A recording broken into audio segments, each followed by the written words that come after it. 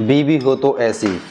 एक बादशाह अपने महल की छत पर टहल रहा था। टहलते टहलते उसकी नज़र महल के नज़दीक घर की छत पर पड़ी, जिस पर एक बहुत खूबसूरत औरत कपड़े सुखा रही थी। बादशाह ने अपने एक बंदी को बुलाकर पूछा, किसकी बीवी है यह? बंदी ने कहा, बादशाह सलामत, यह आपके गुलाम फिरोज की बीवी है।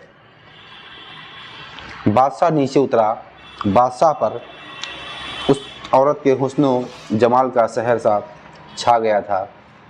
उसने फिरोज को बुलाया। फिरोज हाजिर हुआ तो बादशाह ने उससे कहा, फिरोज, हमारा एक काम है। हमारा यह खत फला मुल्क के बादशाह को दे आओ और इसका जवाब भी उनसे ले आना। फिरोज उस खत को लेकर घर वापस आ गया और खत को अपने तकिए के नीचे रख दिया। सफ़र का सामान तैयार किया और रात में गुजारी और सुबह मंजिल मकसूद पर रवाना हो गया।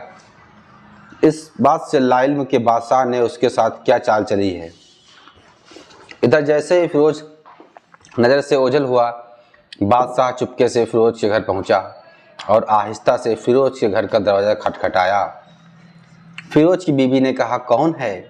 बादशाह ने कहा, मैं बादशाह हूँ, तुम्हारे शौहर का मालिक।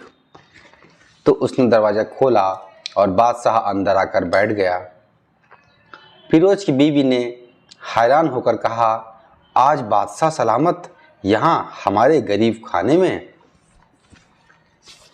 बादशाह ने कहा, मैं यहाँ मेहमान बनकर आया हूँ। फिरोज की बीवी ने बादशाह का मतलब समझकर कहा, मैं अल्लाह की पनाह चाहती हूँ आपके इस तरह आने से, जिसमें मुझे कोई खैर नज़र नहीं आ रही। बादशाह ने गुस्से में कहा, ए लड़की, क्या कह रही हो तुम? शायद तुमने मुझे पहचाना नहीं। मैं बादशाह हूँ, तुम्हारे शौहर का मालिक। फिरोज की बीवी ने कहा, बादशाह सलामत, मैं जानती हूँ कि आप ही बादशाह हैं, लेकिन बुजुर्ग कह गए हैं, शेर को अगरचे जितनी ही भूख लगी हो वह मुर्दार तो नहीं खाना शुरू कर देता। और कहा, बादशाह सलामत, तुम उस कटोरे में पानी पीने आए हो जिसमें तुम्हारे कुत्ते ने पानी पिया है। बादशाह उस औरत की बातों से बड़ा शर्मसार हुआ और उसको छोड़ घर वापस चला गया, लेकिन अपने चप्पल वहीं भूल गया। यह सब तो बादशाह की तरफ से हुआ। अब फिरोज को आधे रास्ते में याद आया कि जो खत बादशाह ने उसे दिया था वह तो घर पर ही छोड़ आया है। उसने घोड़े को तेजी से वापस मोड़ा और अपने घर की तरफ लपका। फिरोज अपने घर पहुंचा तो तकिए के नीचे से खत निकालते वक्त उसकी नज़र पलंग के नीचे पड़े बादशाह के नालैन चप्पल पर पड़ी, जो वह जल्दी में भूल गया था। फिरोज का सर चकराकर रह गया और वह समझ गया कि बादशाह ने उसे सफ़र पर इसलिए भेजा ताकि वह अपना मतलब पूरा कर ले। फिरोज किसी को कुछ बताए बगैर चुपचाप घर से निकला। खत लेकर वह चल पड़ा और काम खत्म करने के बाद बादशाह के पास वापस आया तो बादशाह ने उसे इनाम के तौर पर 100 दिनार दिए। फिरोज दिनार लेकर बाजार गया और औरत के इस्तेमाल के कपड़े कीमती ले आया और कुछ तोहफा भी खरीदकर घर पहुंचा और बीवी को सलाम किया और कहा, चलो तुम्हारे मैके चलते हैं।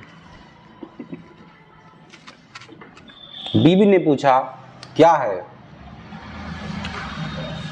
बादशाह ने कहा, इनाम दिया है और मैं चाहता हूं कि तुम यह पहनकर अपने घर वालों को भी दिखाओ। बीवी जैसे आप चाहें। बीवी तैयार हुई और अपने मायके के घर अपने शौहर के साथ रवाना हुए। दामाद और बेटी और उनके लाए हुए ये तोहफे को देखकर वह लोग बहुत खुश हुए। फिरोज बीवी को छोड़कर वापस आ गया। 1 महीना गुजरने के बावजूद न बीवी का पूछा और न उसको वापस बुलाया। फिर कुछ दिन बाद उसके साले उससे मिलने आए और उनसे कहा कि आप हमें अपनी बहन से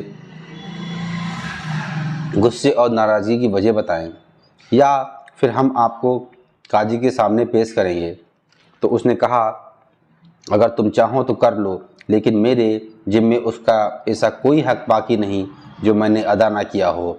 वह लोग अपने केस काजी के पास ले गए तो काजी ने फिरोज को बुलाया। काजी उस वक्त बादशाह के पास बैठा हुआ था। लड़की के भाइयों ने कहा, अल्लाह बादशाह सलामत और काजी साहब को सही सलामत रखें। काजी साहब, हमने एक सब्ज बाग, दरख्त फलों से भरे हुए और साथ में मीठे पानी का कुआं इस शख्स के हवाले कर दिया था, तो इस शख्स ने हमारा बाग उजाड़ दिया, सारे फल खा लिए, दरख्त काट लिए और कुएं को ख़राब करके बंद कर दिया। काजी फिरोज की तरफ मुतवज्जह होकर पूछा, हाँ तो लड़के तुम क्या कहते हो इस बारे में? फिरोज ने कहा, काजी साहब, जो बाग मुझे दिया गया था वह उससे बेहतर हालत में मैंने उसे वापस किया है।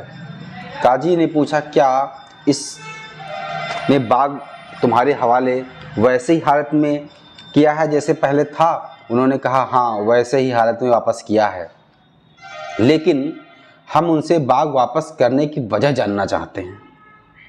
बाग मतलब लड़की को वापस किया, अपनी पत्नी को वापस किया। काजी ने कहा, हाँ फिरोज, तुम इस बारे में क्या कहना चाहते हो?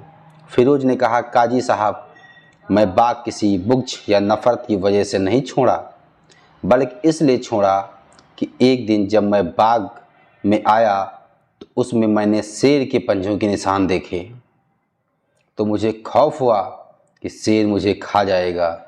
इसलिए शेर के इकराम की वजह से मैंने बाग में जाना बंद कर दिया। बादशाह जो टिक लगाए वो यह सब कुछ सुन रहा था, उठ के बैठ गया और कहा, फिरोज, अपने बाग की तरफ अमन और मुतमईन होकर जाओ। अल्लाह की कसम, इसमें कोई शक नहीं कि शेर तुम्हारे बाग आया था, लेकिन वह वहाँ पर ना तो कोई असर छोड़ सका, ना कोई पत्ता तोड़ सका और ना ही कोई फल खा सका। वह वहाँ पर तो थोड़ी देर रहा और मायूस होकर लौट गया, और खुदा की कसम, मैंने कभी तुम्हारे जैसे बाग के गिर्द लगे मजबूत दीवारें नहीं देखी। फिरोज अपने घर लौट आया और अपनी बीवी को भी वापस ले लिया। ना तो काजी को पता चला और ना ही किसी और को कि माजरा क्या है।